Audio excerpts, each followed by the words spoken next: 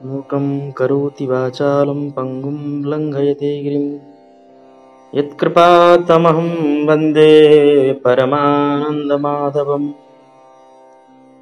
श्रीगुरुभ्यो नमः।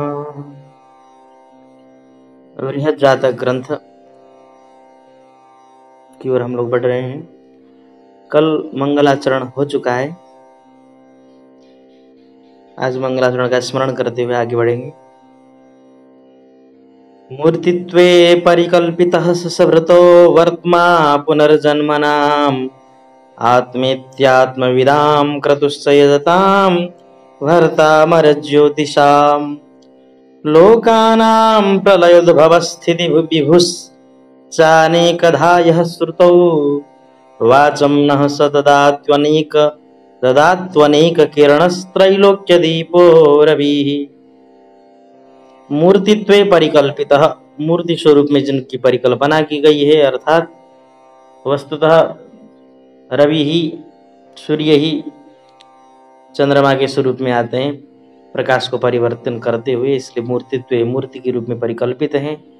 ससभृत ससम प्राणी विशेषम विभर्ति धारयति, ऐसा व्याख्या किया है। प्राणियों को जो जीवन दान देते हैं। और अपुनर्जन्मनाम वर्तम, मोक्ष मार्गियों के लिए मोक्ष के निमित्त, अपुनर्भव के निमित्त जो मार्ग स्वरूप हैं, ऐसे त्रैलोक्य दीपक सूर्य भगवान, इनके ही सब विशेषण बताए जा रहे हैं।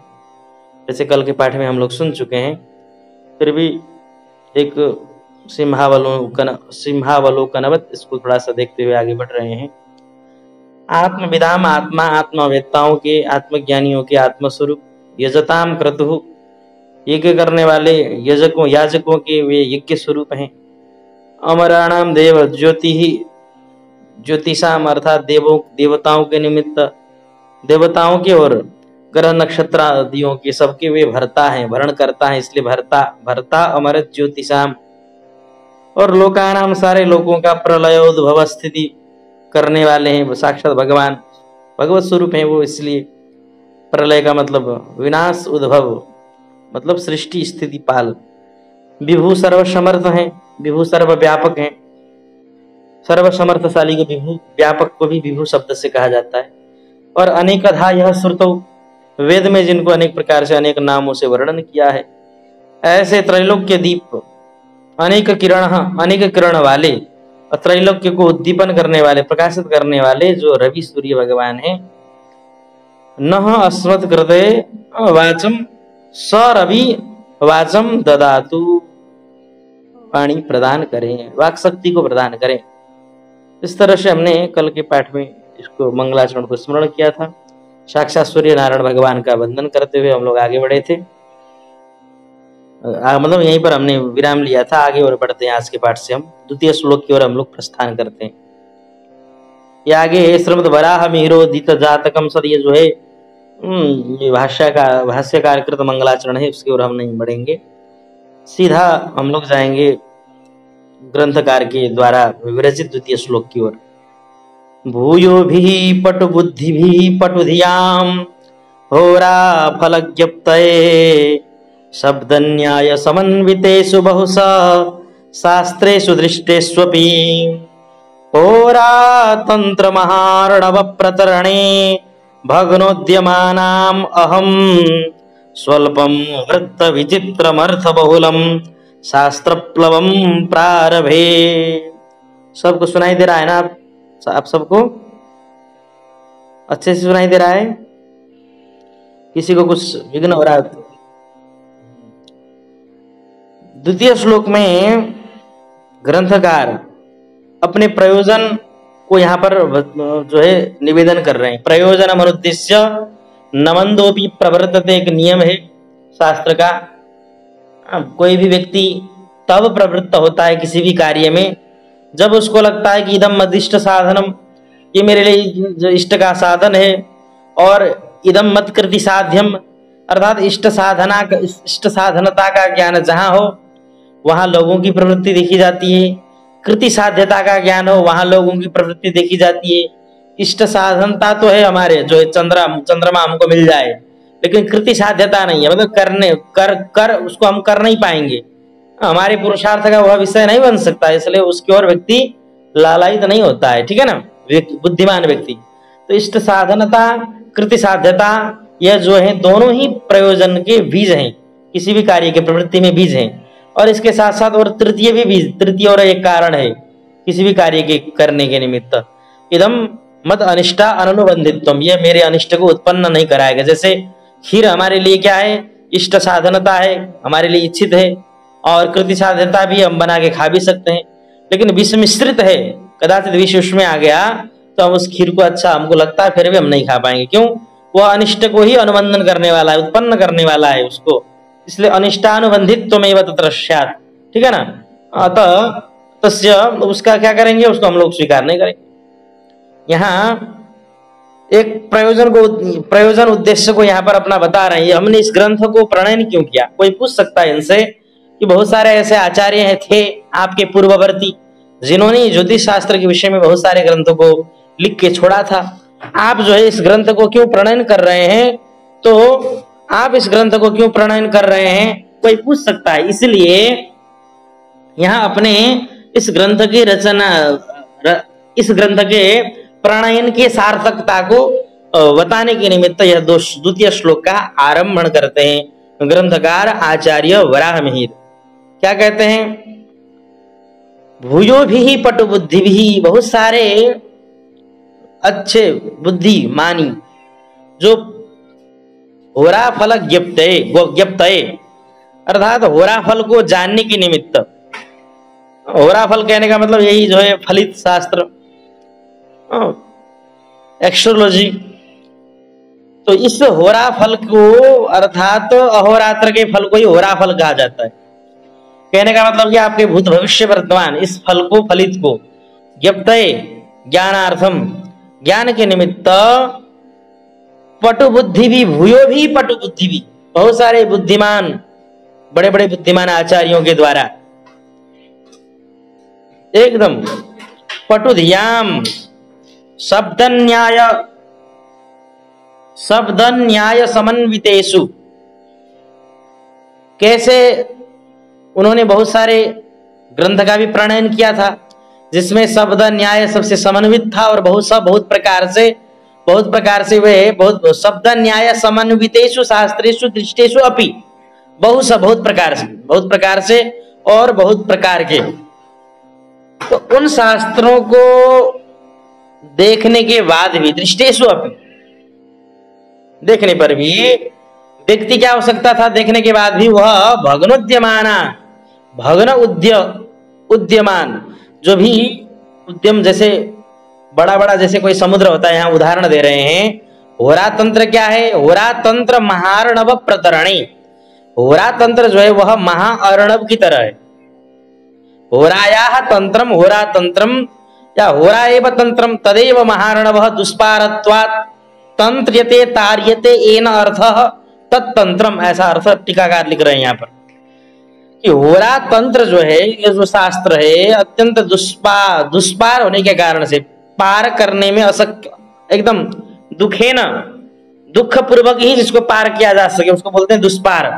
वह महाअर्णव, महासमुद्र में बड़े बड़े जैसे समुद्री जहाज होते हैं, उस जहाज में अकेला कोई व्यक्ति बैठ जाए तो पार हो सकता है? बताओ, नहीं हो सकता है ना।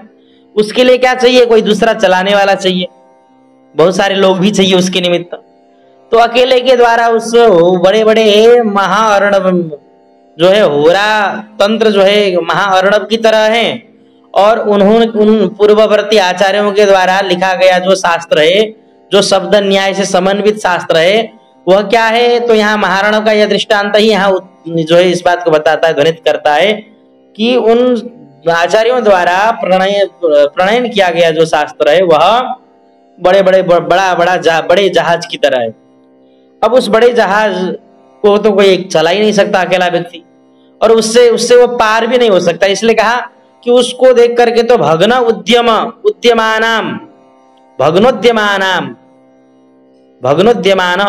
तेसाम भग्नोद्यमानाम, जो अर्थात जिसका उद्यम भग्न हो चुका है, जिसका उत्साह, उद्यमान भग्नोद्यमान मतलब भग्न उत्साहानाम, जिसका उत्साह भग्न हो चुका है, मतलब नष्ट प्राय हो चुका है।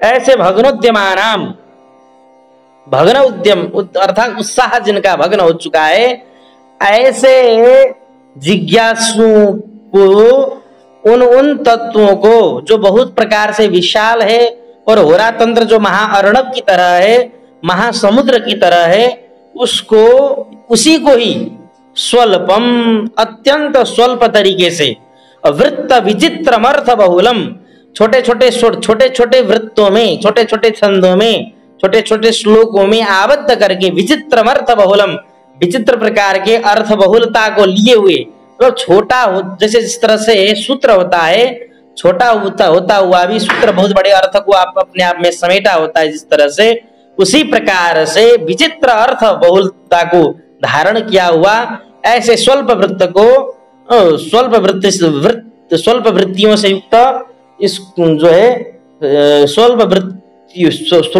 वृत्ति समन्वित ऐसे शास्त्र प्लव अर्थात शास्त्रमेव प्लव, शास्त्र प्लव, शास्त्र रूपी प्लव कहते हैं, प्लव कहते हैं छोटे छोटे नौका को।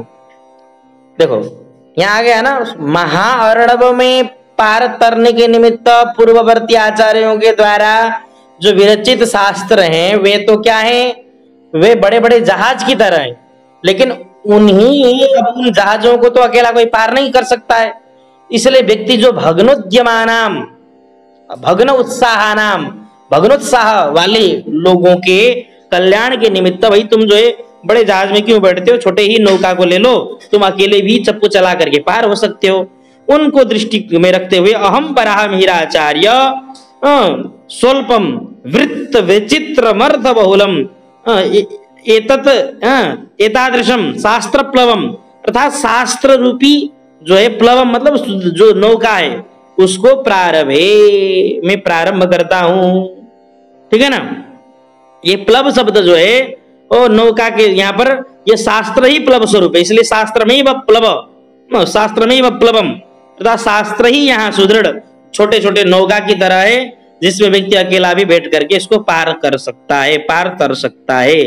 इसलिए उन सब के कल्याण के निमित्त जो भग्नोद्यमान हैं, अर्थात भग्न उत्साह वाले हैं, उन सब के कल्याण के निमित्त अहम वराह मिहिराचार्य एतद ग्रंथम आरभे प्रारभे। ठीक है ना, इसको मैं आरंभ करता हूं। उनसे भी पूर्व में बहुत सारे आचार्य हुए हैं। जैमिनी का जैमिनी सूत्र था, पराशर का जो से लघु पराशर, बृहद पराशर, ये सब बहुत सारे मध्य पराशर, ठीक है कि नहीं। उन्होंने आचार्यों ने भी अपना अपना ग्रंथ प्रणयन किया था। ये वराह मिहिराचार्य से पूर्ववर्ती आचार्य हैं, सबके सब। नारद संहिता, नारद जी भी हैं, उनके द्वारा भी नारद संहिता ग्रंथ लिखा गया है, जिसमें फलाफल का निर्धारण किया गया। बहुत अच्छा ग्रंथ है, आप लोगों को कभी मौका मिले तो नारद संहिता ला करके उसको देख सकते हैं। उसमें बहुत सारे अच्छे अच्छे चीजों का उन्होंने चर्चा किया है, फलित का भी उन्होंने चर्चा किया है। ठीक है ना, तो इस तरह से छोटे से नौका से व्यक्ति इस तरह से पार हो सकता है, उत्साह से युक्त होकर के। तो उसी प्रकार से हमने बड़े बड़े अर्थों को समेट करके, उन पूर्ववर्ती आचार्यों के भावार्थों को भी समेट करके यहाँ पर एक शास्त्र प्लव को हमने आरंभण किया है। ये अपने प्रयोजन के निमित्त द्वितीय श्लोक का यहाँ इन्होंने अभी अभी व्याख्या पूर्ण हुआ। अब हम लोग तृतीय श्लोक की ओर बढ़ते हैं। किसी को कुछ संदेह है द्वितीय श्लोक में?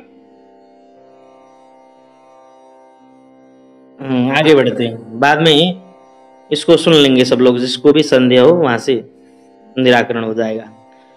होरित्य होरात्र विकल्पमेके वांछन्ति पूर्वा परवर्ण लोपात् कर्मार्जितं पूर्व भवे शदादि यत्तस्य पंक्तिं समभिव्यनक्ति।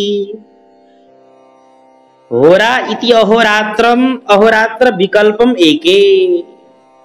कुछ लोग विकल्प से होरा भी कहते हैं और अहोरात्र भी कहते हैं। वस्तुतः अहोरात्र को ही बताने के निमित्त यह होरा शब्द है। होरार्थम शास्त्रम होराताम अहोरात्रम। अहोरात्र विकल्पम एके वांछन्ति, एके का मतलब है कुछ लोग, ठीक है ना, केचन, केचन के निमित्त यहाँ पर कैश्चित वांछन्ति, इसके निमित्त भी एके शब्द का यहाँ पर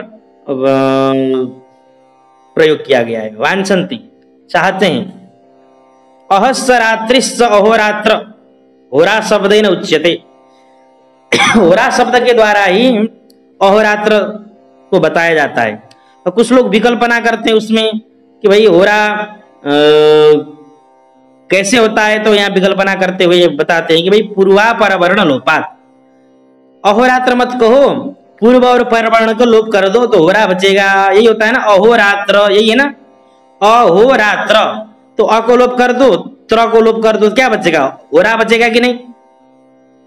जैसे अंग्रेजी में एब्रिविएशन शब्द होता है, या संस्कृत में भी ऐसे शब्द होते हैं, जैसे ब्रह्म रज कहना है, जैसे वस्तुतः ब्रज कहा जाता है वृंदावन को, ठीक ठीक है ना, ब्रज वृंदावन धाम कहा जाता है।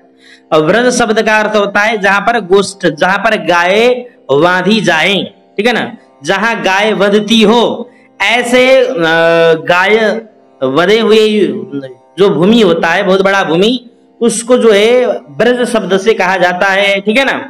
तो वस्तुतः ब्रज वृंदावन को या ब्रज 84 उसको ब्रज इसलिए कहा जाता है क्योंकि वह ब्रह्म रज है, ब्रह्म का वहां रज है, मतलब ब्रह्म ही जहां विचरण करता है, ठीक है ना। इसलिए ब्रह्म रज को ही शॉर्टकट में व्र शुरुआत का एक अक्षर ले लिया और रज में ज ले लिया, तो ब्रह्म रज को बताने के लिए ब्रज कर दिया शॉर्टकट में। एब्रिविएशन शब्द संस्कृत में, अंग्रेजी में जैसे डॉक्टर लिखते हैं तो DR लिख देते हैं ना, शुरुआत का एक पकड़ लिया, अंत का एक पकड़ लिया। बहुत सारे ऐसे शब्द होते हैं, ठीक है ना। हमारे जो है व्याकरण में भी सत्य भामा के निमित्त केवल भामा शब्द का प्रयोग कभी कभी सत्या के द्वारा ही सत्य भामा का, ठीक है ना, प्रयोग, इस तरह से ऐसा प्रयोग भी प्राप्त होता है। तो यहाँ होरा यह शब्द है वह अहोरात्र का ही वाचक है। तो अहोरात्र का किस प्रकार से वाचक का आप मानते हैं, ऐसा कोई पूछा तो यहाँ पर कह रहे कि भाई पूर्वा परवर्ण लोपात, पूर्व वर्ण और परवर्ण को लोप कर देने से अहोरात्र में से ही होरा शब्द की निष्पत्ति हो सकती है। फिर कह रहे कि होरा यह जो है होरा शास्त्र पूर्वार्जितम पूर्व भवे सदादि यत्तस्य पंक्तिम समभिव्यनक्ति। आचार्य बरामेर कहते हैं कि भाई अहोरात्र शब्द में हमने अ और त्र को निकाल दिया तो होरा ही बच गया दो। तो यहाँ ये जो शास्त्र है होरा शास्त्र, ये क्या करता है, तो कह रहे हैं कि पूर्वार्जित, पूर्व अर्जित, पूर्व जन्म में, ये सब अर्जित व्यक्ति शुभ कर्म अर्जित करता है या पाप कर्म अर्जित करता है।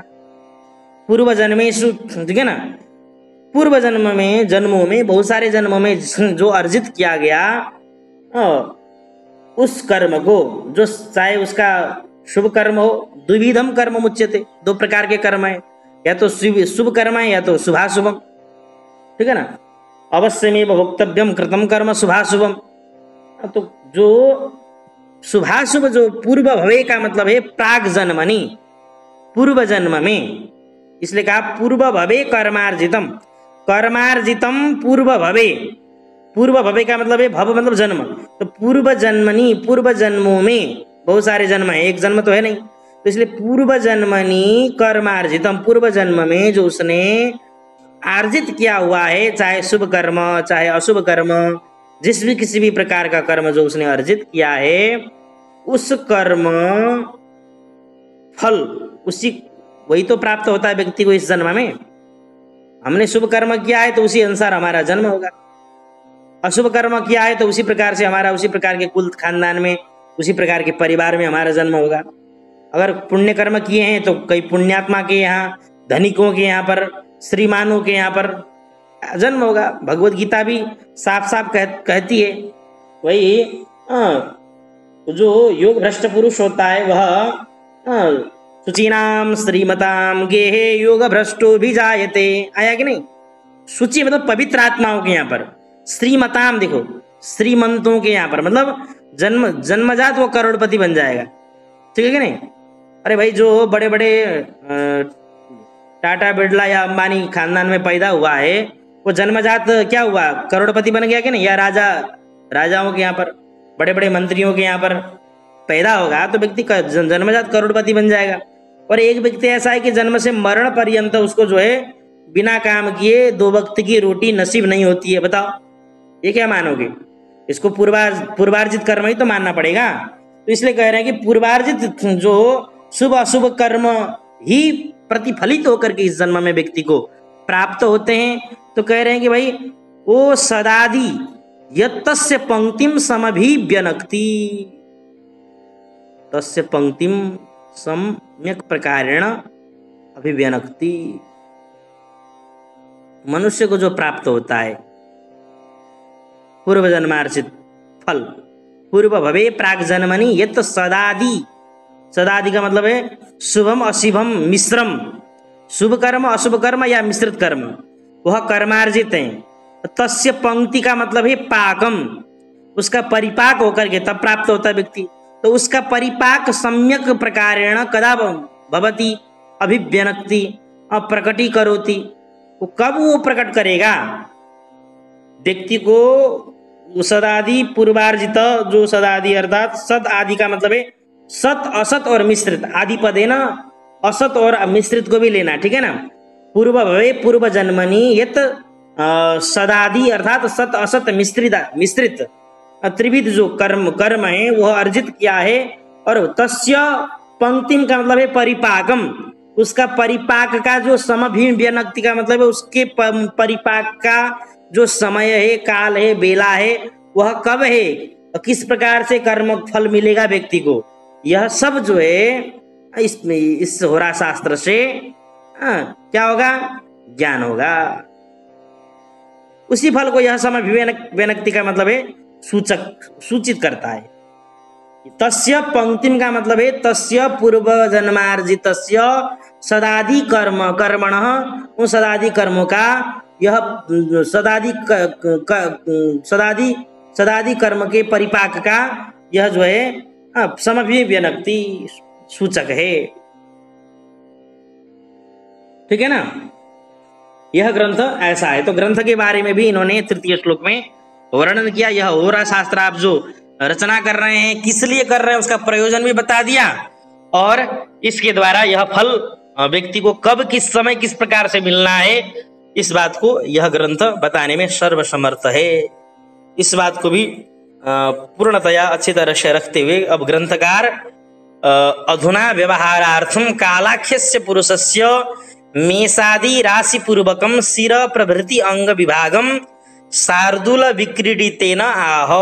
टीकाकार यहाँ लिख रहे हैं इस यहाँ पर व्यवहार के निमित्त एक काल पुरुष की परिकल्पना की गई है, ठीक है ना। अग्रिम जो चतुर्थ श्लोक है उसके भूमिका के रूप में हम थोड़ा बता रहे हैं। यहाँ पर फलित के निमित्त एक काल पुरुष बताया। काल पुरुष का मतलब है एक समय को, मतलब हम क्या करते हैं कि मेषादि राशियों को, ठीक है ना, मेषादि राशियों को ही 12 राशियां है ना, उन राशियों को एक व्यक्ति के शरीर के रूप में हम बना देंगे, व्यक्ति के शरीर के रूप में। या फिर ऐसा करिए जैसे एक चित्रपट पर चित्र में हम लोग गाय बनाते हैं ना, उसी तरह से एक कागज के पन्ने पर एक काल पुरुष बना दीजिए, मतलब एक व्यक्ति बना दीजिए, चित्र पुरुष जिसको कहिए, चित्र गाय की तरह, ठीक है ना। तो एक उसको काल पुरुष मतलब पुरुष बना दीजिए, एक सर बनाइए, हाथ बनाइए, शरीर बनाइए, पैर बनाइए, फिर उसमें राशियों की परिकल्पना करिए। सर में ये राशि, मतलब यह मेष राशि ये है, वृष राशि ये है, मिथुन राशि ये है, इस तरह से तत्त अंग जो है अंग विभाग कर देना है उन राशियों को। तो यही काल पुरुष का ये व्यवहार के निमित्त काल पुरुष का वर्णन है, जिसको यहाँ पर ये फलित के निमित्त बहुत काम में आने वाला श्लोक है। यह श्लोक जो है फलित में बहुत काम आता है। जैसे व्यक्ति का अगर मेष राशि खराब है, मेष राशि में पाप ग्रह है, ठीक है ना, मेष राशि का अधिपति खराब है, तो मेष राशि जिस अंग का प्रतिनिधि करेगा, ध्यान रखिएगा, वह अंग खराब होगा, उस अंग में रोग देगा और उससे संबंधित रोग दे देगा। कौन सा राशि है, किस प्रकृति का राशि है, यही जातक ग्रंथ का एक बहुत बड़ा जो है रहस्य है। इसको अगर आप समझते हो, शुरू से चलेंगे तो फिर आपको बहुत बढ़िया ग्रंथ लग जाएगा, ठीक है ना।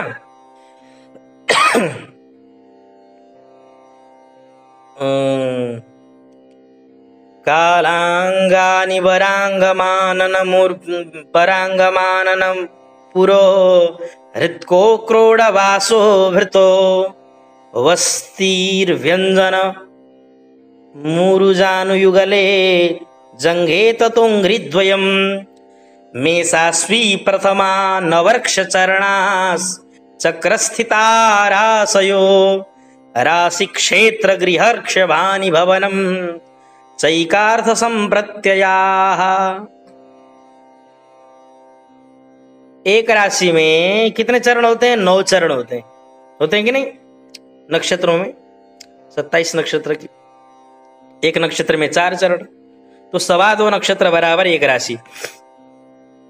तो कह रहे हैं कि काल पुरुष का अंग बनाइए और उसमें मेष प्रवृत्ति राशियों को बैठाइए, ठीक है ना। और आप चाहें तो उन राशियों के साथ साथ 2.25 राशियों के नक्षत्रों के क्रम से भी आप बैठा के जा सकते हैं, ठीक है। तो कह रहे हैं कि भाई कालांगानी, काल पुरुष के अंग हैं क्या क्या? वरांग, आनन, ये क्रम से लगाइएगा, ठीक है ना। तो एक राशि बनाइए और उसमें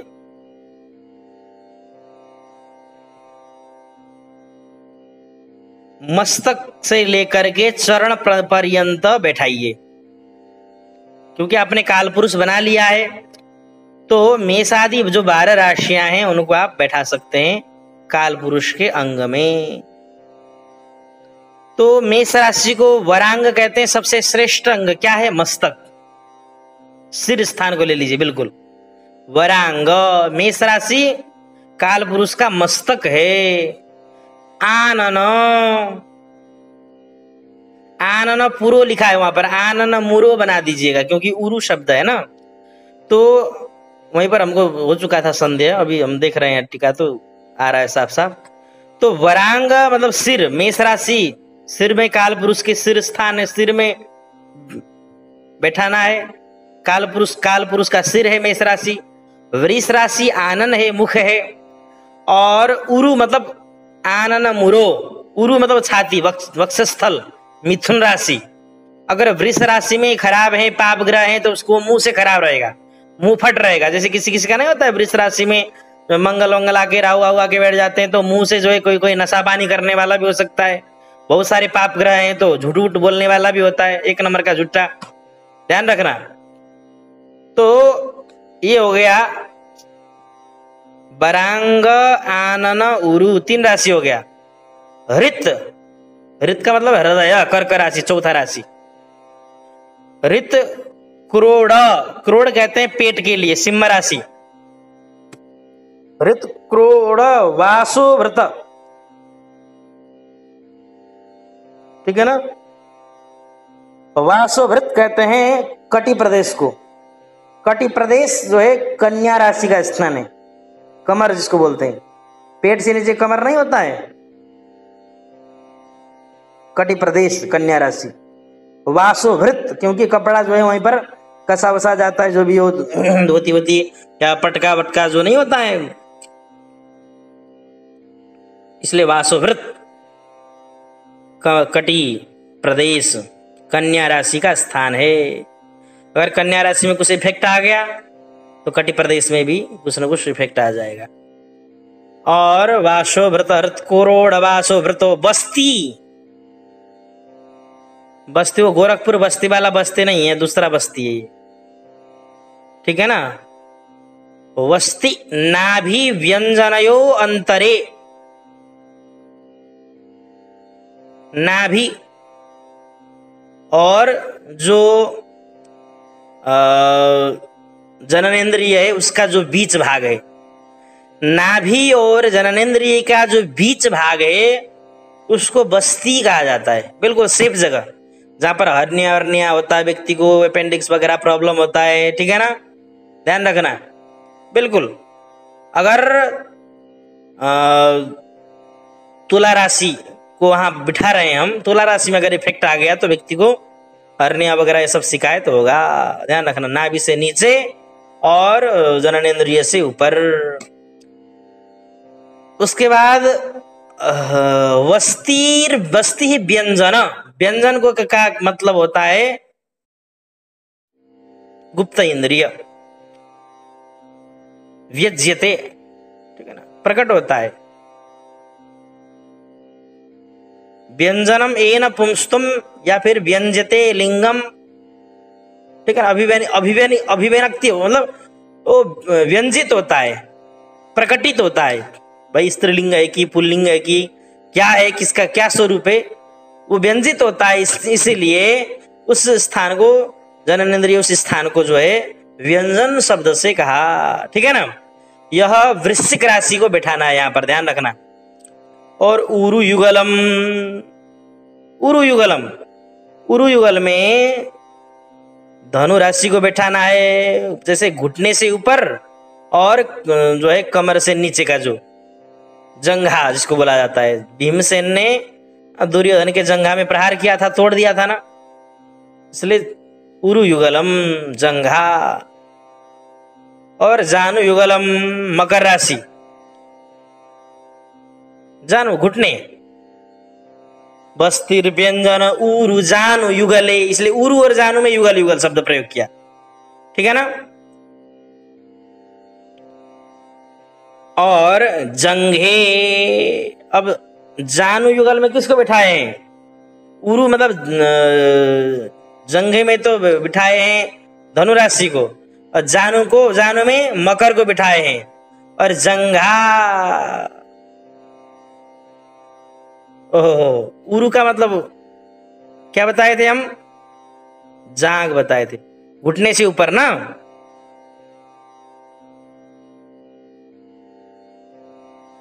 जांग, और मकर का तो हो गया घुटना, और कुंभ का हो गया जंघा शब्द पे प्रयोग किया इन्होंने। पिंडली नहीं होता है, मतलब जैसे पैर से ऊपर और घुटने से नीचे का भाग जो पिंडली बोलते हैं, उसको क्या बोलते हैं? वो जो है कुंभ राशि का स्थान है। और बाकी मीन राशि उसके बाद वाला डायरेक्ट पैर पे, अंग्री द्वयम, दोनों चरण। इसलिए मीन राशि में यदि पाप का प्रभाव है तो व्यक्ति पैर से कुछ ना कुछ त्रुटि युक्त रहेगा, पैर में कुछ उसका मोच आता रहेगा, या जो भी हो। ये हमने देखा है बिल्कुल प्रैक्टिकल। मोच का बहुत सारे शिकायत होगा पैरों में, या तो काटने फटने का शिकायत होगा, या तो टूट भी सकता है, या पैरों में जैसे छेदा वेदा हो जाना कहीं कांटे से या लोहे से कील से गड़ जाना, ये सब चीजें।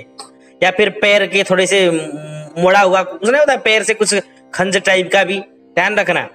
ये सब चीजें में जो है मीन राशि में अधिक पाप प्रभाव होने पर ये सब होगा। मेषाश्वी प्रथमा नवर्क्ष चरणा चक्र स्थिताराशय करें।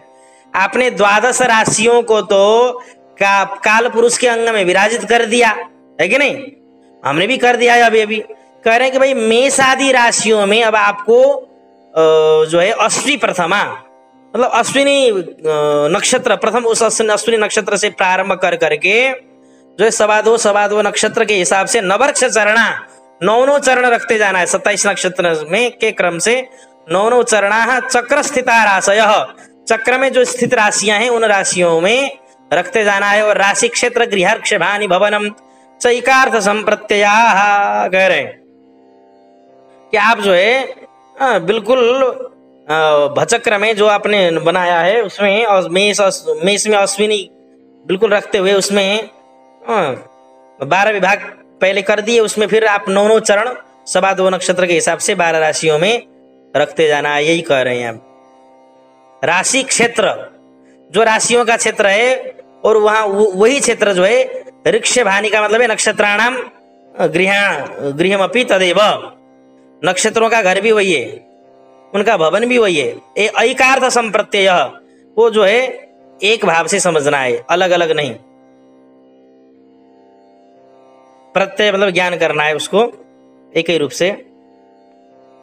यत्र होरा शास्त्रे भ ग्रहणम ऋक्ष ग्रहणम वा तत्र तत्र राशेरेव ग्रहणम स्यात् न तो नक्षत्रस्य।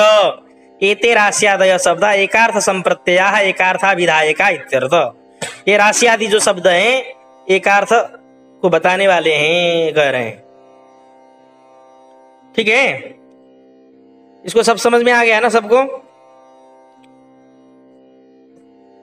यहां पर एक बात ध्यान रखना, यहाँ ये जो टीकाकार यहाँ लिख रहे हैं कि भाई ये जो दिया जा रहा है ये किस लिए दिया जा रहा है?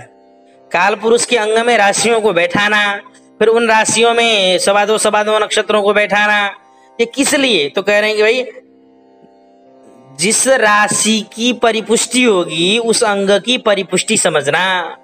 जिस राशि में पाप ग्रह इत्यादि हो तो उसमें व्रणादि रोग इत्यादि हो बिल्कुल होता ही है, तो हमने अनुभव भी किया है, इसलिए इसको बिल्कुल दिमाग में बैठा लेना है। ठीक है ना? एक बात और, यत्र सौम्य स्थित तत्र पुष्टि रीति, साफ साफ लिख रहे हैं। यत्र जहां पर पाप ग्रह हो, यो राशि पाप ग्रहाक्रांत सकालाख्यस्य पुरुषस्य यस्मिन अंगे स्थित तत्रांगे जातकस्य उपघातो वक्तव्य। कुछ लोग नहीं बोलते हैं तुम्हारा जो है पैर में चोट लगेगा, तुम्हारे घुटने में चोट लगेगा, तुम्हारे पेट में बड़ा घाव होगा, ऑपरेशन करना पड़ेगा, वो बोलते हैं ना, तुम्हारा मुंह में घाव होगा इस जातक का, किसी किसी के आंख में खराबी है, किसी के मस्तक में चोट लगेगा। कैसे बताएंगे? तो ये इस हिसाब से बताएंगे जहां जिस राशि में परिपुष्ट हो, ग्रह हो, बैठे हो, मजबूत हो तो वह अंग परिपुष्ट, और जहां पाप हो तो वहां पर घात उपघात आदि का विचार करना।